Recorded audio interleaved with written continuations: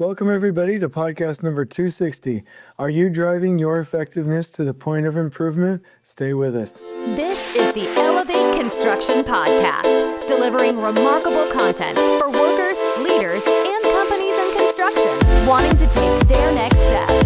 Get ready to step out of your comfort zone with Schroeder as he encourages you to do better, live a remarkable life, and expect more. Let's go. Welcome, everyone. I hope you're doing well.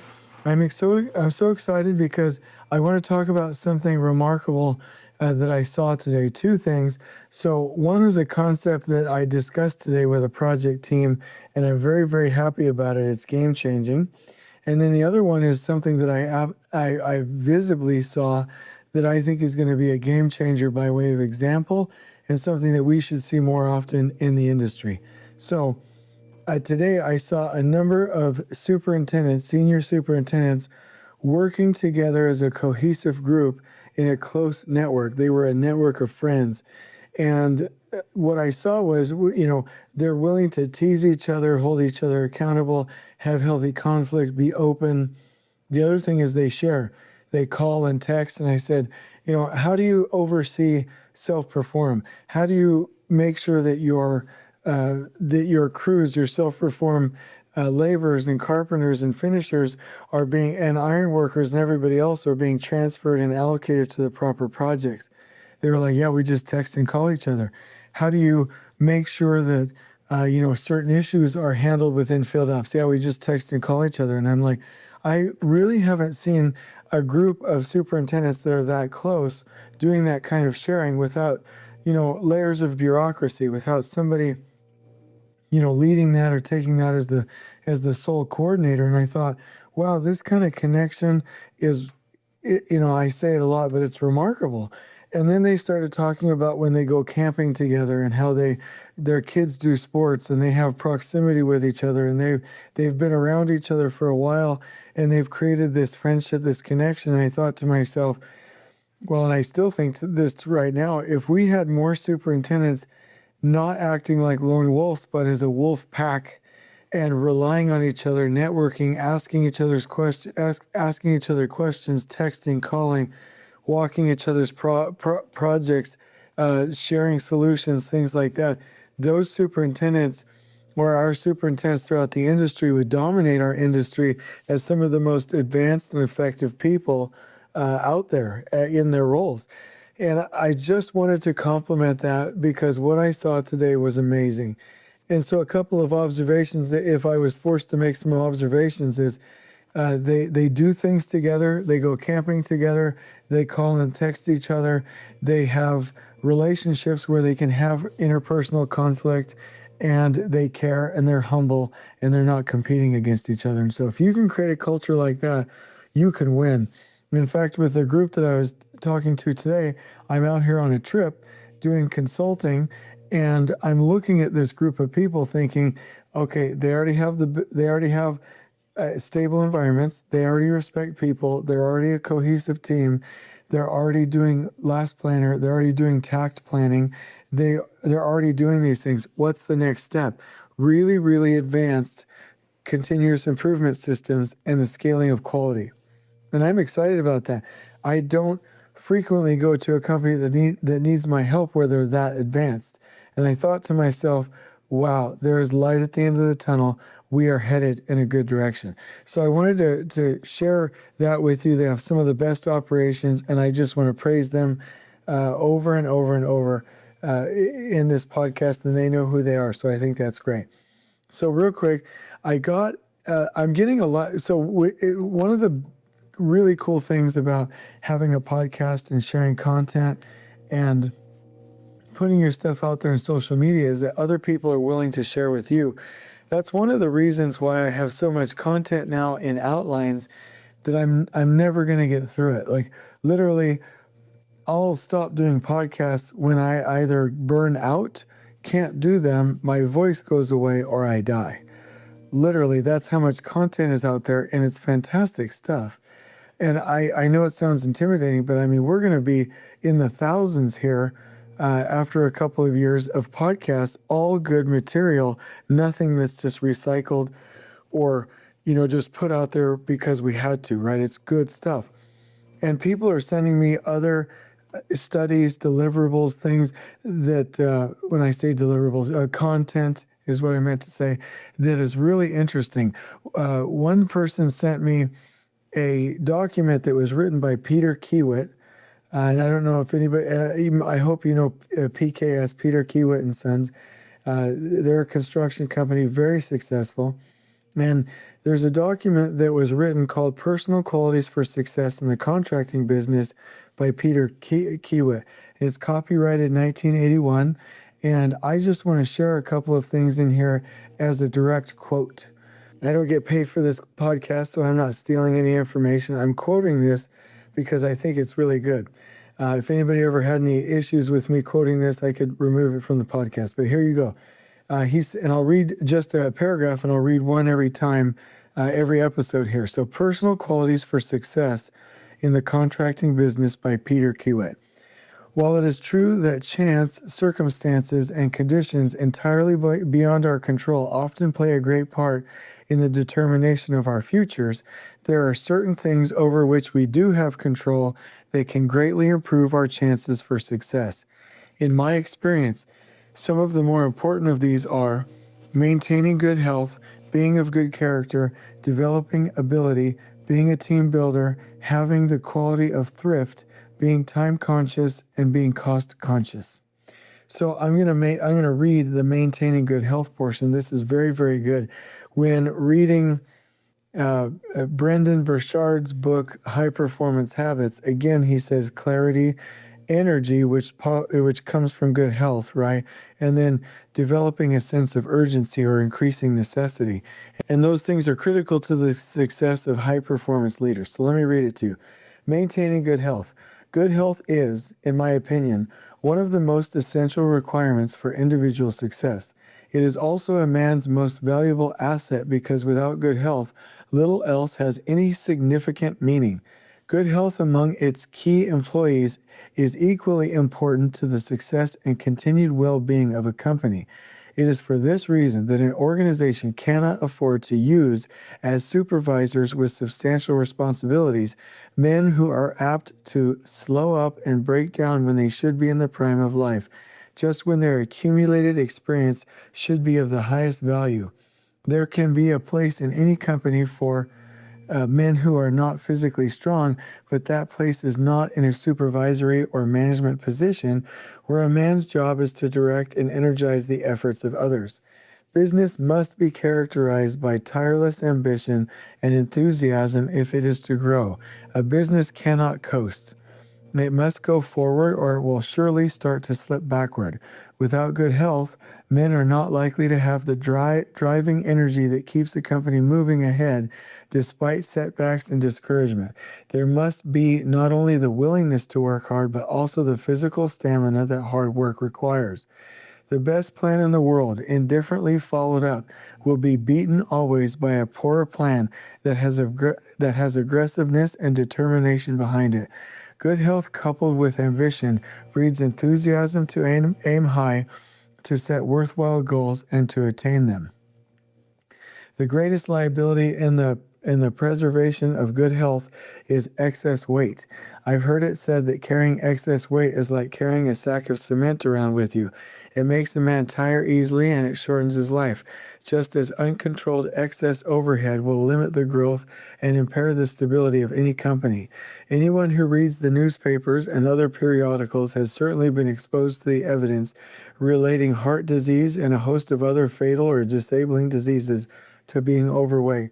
In spite of this, some people fail to do anything about their excess weight, and even those who do make the effort lose weight too frequently to put it back on again. There may be some cases where the overweight problem is caused by some malfunction of the system, which can be helped medically.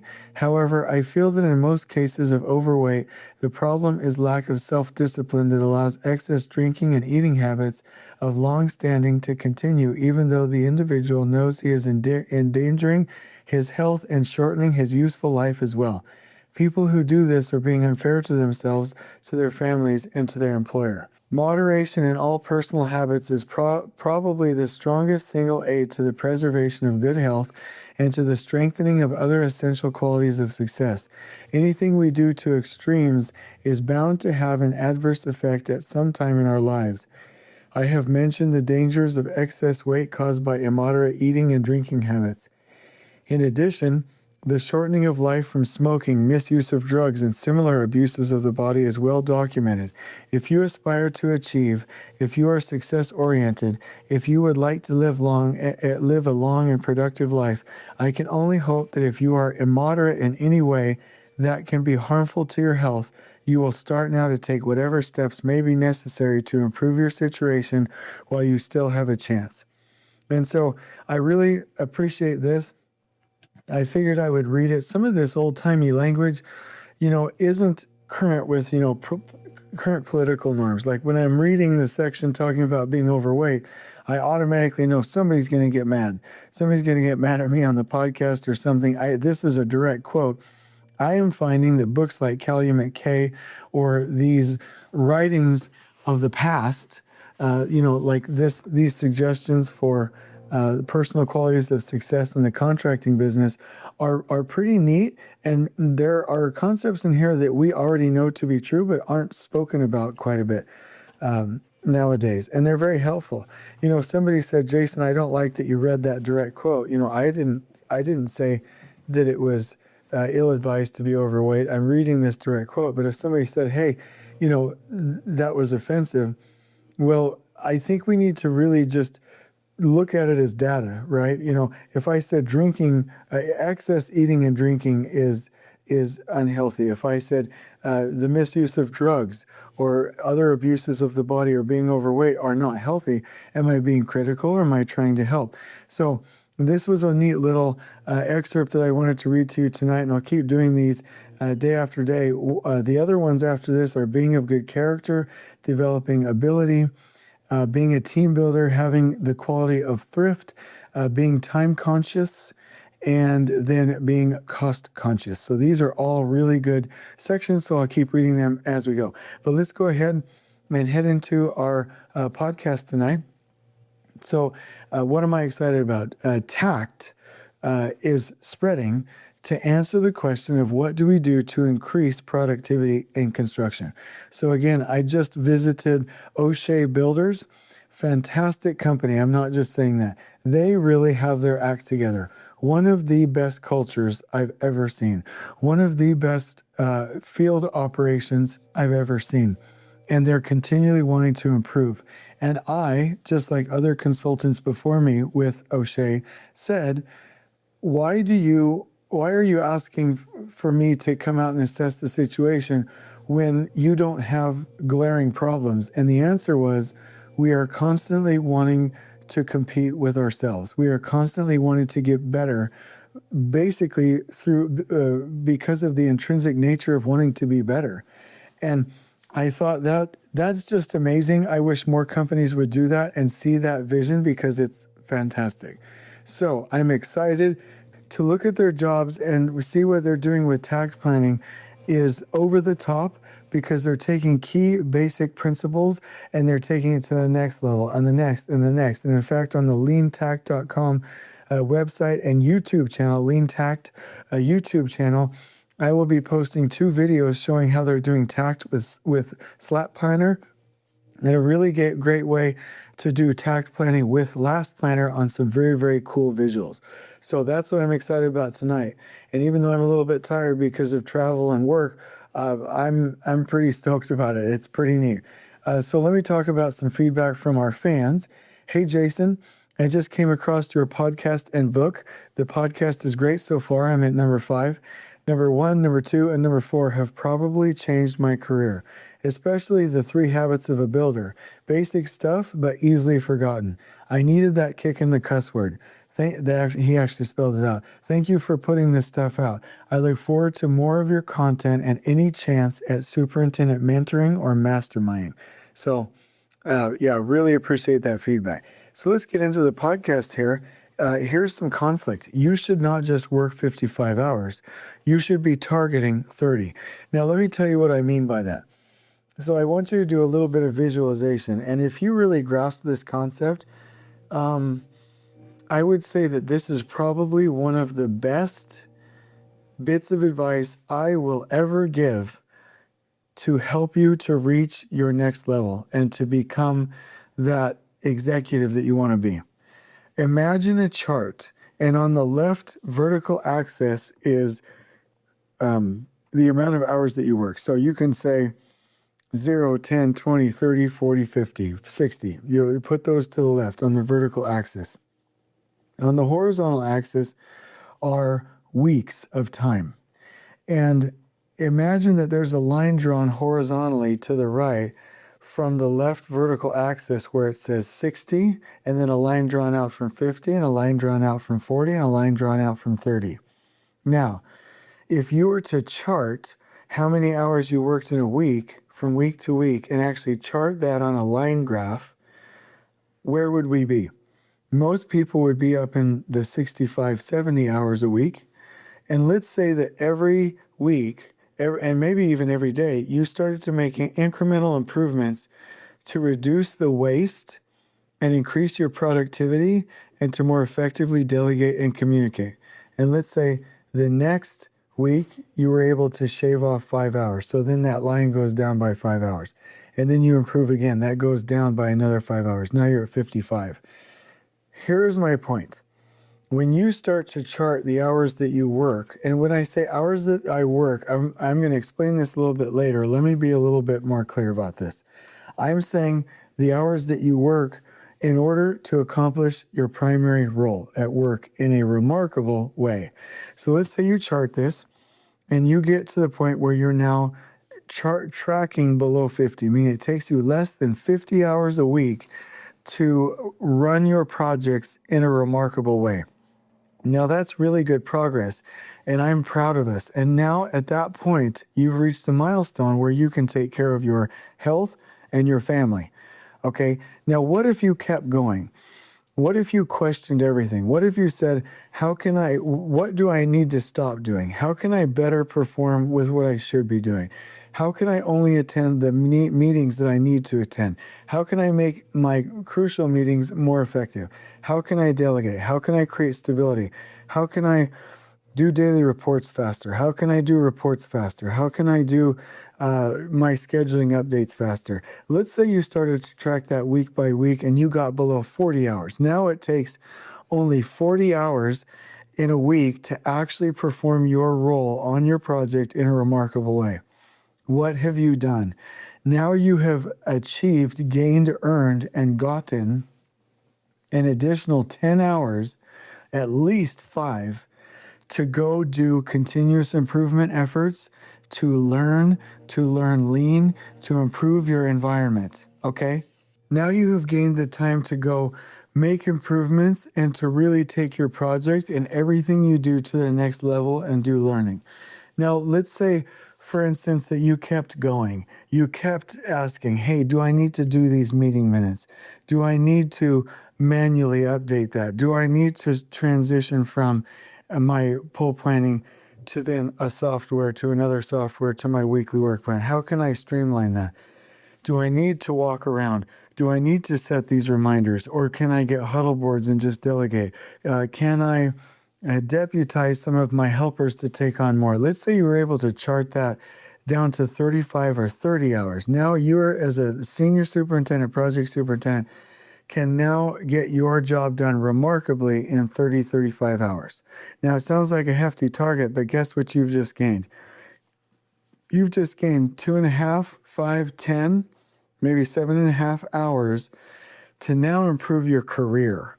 Now you can go to the district or the regional office and help with pre-construction efforts. You can train other superintendents. You can get active in the company for key efforts that are needed, cluster groups. You can go really make the difference to improve your career and do the learning and the investments that you have to make when it comes to influence and networking and everything else that it takes to get to your next level. So if you imagine this chart And Jason is telling you, track it to 50, then track it to 40, then track it to 30. Why would I say that? Am I asking you to only work 30 hours a week? No. And in fact, somebody said the other day, Jason talks about work-life balance and being able to work less hours. Jason Schroeder, have always worked at least 55 hours. As a business owner, I work more. But I do not work more than 30, 35, 40 hours on my basic tasks. All of the rest of the time is dedicated to creating content, to improving, to learning, to doing trainings, to networking, to gaining influence, and to doing those things. And that's what I'm talking about. So if I've miscommunicated that, hey, the goal is to only work 40 or 50 hours and then go home and watch TV, that's not what I'm talking about. I'm talking about I want people to have the capacity to go make improvements and improve their career. And so the way we do this is every week we do what I've talked about in previous podcasts, where we do time blocking. And that time blocking, our leader standard work, where we do family first, leader standard work second, and then everything else third, that will create a plan for the week that will enable us to protect that 20%, which will bring about 80% of our effectiveness. Now, when we do that, when we're done with that week, we should go through and track that and do what's called time tracking and see what worked and what didn't. It's just like doing your percent plan complete in the last planner system. Did I get this done? Yes, yes, yes, no, yes, no, no, yes. What are the reasons? And then you go through there and you ask yourself, well, I didn't get that done because that other job took too long. How can I condense that? How can I make that more efficient? How can I, instead of doing more busy work, make sure I'm only doing effective and needful and excellent work? And you start tracking that and you get that whittled down to where not only are you lean, but you're only doing the critical things that you have to do. And that will force you to drive continuous improvement if you are charting your hours, like I said, to 55, 50, 40, and then 30. Maybe it's 35. But if you really look at it, most of the time, a superintendent only has anywhere from 15 to 25 hours of production work in a week. That means effective production work. Most of the other things that we do is waste. It's context switching, it's running around, it's fighting fires, it's babysitting people, it's the scaffolding, it's somebody wasting our time, it's ineffectiveness, it's not giving 100%, it's hosting an ineffective meeting, right? So if you had 30 hours of good productive work and you were able to get rid of the rest of the waste and then spend the rest of the 5, 10, 15, 20 hours working on lean improvements, continuous improvement, and improving your career, that would be amazing. You will not be forced to ask hard questions unless you track that and constrain it. No superintendent I've ever been around has been able to do that. If they're like, yeah, my wife, my husband allows me to work 65, 70 hours a week, you're masking ineffectiveness with the wasted hours that you're spending at work. You have to constrain your time. Working a lot is not a virtue. What got you to where you are and got you loved by your parents is now holding you back. And so I'm talking about working on things that aren't advancing you and advancing the company and advancing your job. You can do a lot of work. Like I'll work 55 hours and you can work 55 hours. But I've got at least 15 hours in my 55 hours that I'm using to improve my career, myself, and my job. Are you spending all the 55 hours just doing mundane work? That's the question. And are you continuously improving? If not, we have work to do. Are you continuously improving your career? If not, we have work to do. Are you continuously improving the environment on your project? If not, we have work to do. And so that's the point. We need to be driving yourself forward, the job forward, and the company forward. And so there are a couple of key things that really, really help with this that I want to mention. One is organizing teams properly, meaning we shouldn't have teams larger than 3 to 9 and 9 people, and 4 people is the ideal team size. So if you have a larger project, start by breaking those groups up into smaller, more cohesive, and more nimble teams, and then have somebody report in a team of teams meeting, a scrum of scrums meeting, and to scale communication more effectively on your project. The other thing is context switching. I've talked to you about this a lot. It's been on my mind. Let me give you an example. I was working with a great company that would do project visits and reports. And so they were so busy, they would do a project visit and then not do the report. Do another project visit, not do the report. Do a project visit, not do the report. And then by the time they got back to the office, they're losing at least an hour, if not two, in context switching, trying to remember how to do the reports, and they would get behind, and it was a nightmare. What we said is switch to a one-piece flow system where you schedule enough time to go do the visit, and then the 15 minutes to do the report right then and there while it's on your mind fresh, and you're going to save that 15 or 30 minutes of context switching. If you're a PM that has 6 projects, how can you reduce context switching? If you're a super that has 6 projects, how can you reduce context switching? How can we get one piece flow, keep our focus, and stop losing time with context switching? The other thing I want to mention is stop doing unnecessary work.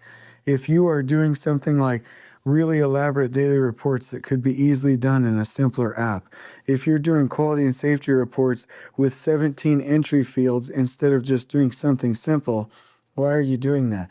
If you're doing meeting minutes and nobody ever reads the meeting minutes, why are you doing the meeting minutes? If you're writing, these long paragraphs on a report that nobody reads and nobody will ever use, why are you doing that? We just have to ask better questions. If you're transferring information from one schedule to another, why are you doing that? Why can't we get that into one location, whatever it is you're using? So ask the hard questions. So in summary, we get down to 55 hours, a lot of supers, but you're still wasting time between the 55 and the 30. Get your main job done in even less and less and less time, which leaves you time for yourself, for your career, for continuous improvement, and to move your company forward, to network and take your next step. So my challenge to you is to time block using Leader Standard Work. And if you're still listening to my podcast and you don't plan your weeks with Leader Standard Work, shame on you. You're killing me with this. How are you going to listen to a podcast and improve yourself if you don't have Leader Standard Work week in and week out? You're not protecting the 20% that's going to bring the 80% of your return. Shame on you. Get that done. I love you. Get it done. Okay? So if you have that, then you need to start tracking your progress.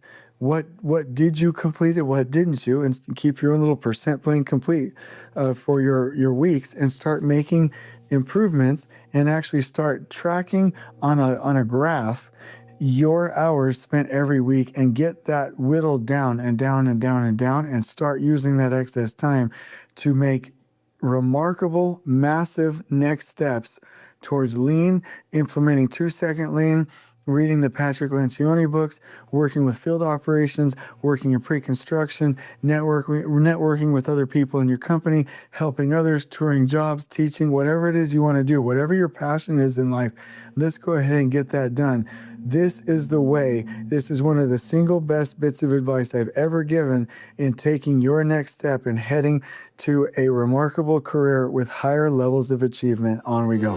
Please join us next time in elevating the entire construction experience for workers, leaders, and companies coast to coast. If you're enjoying the show, please feel free to share with your construction colleagues and help us spread the word by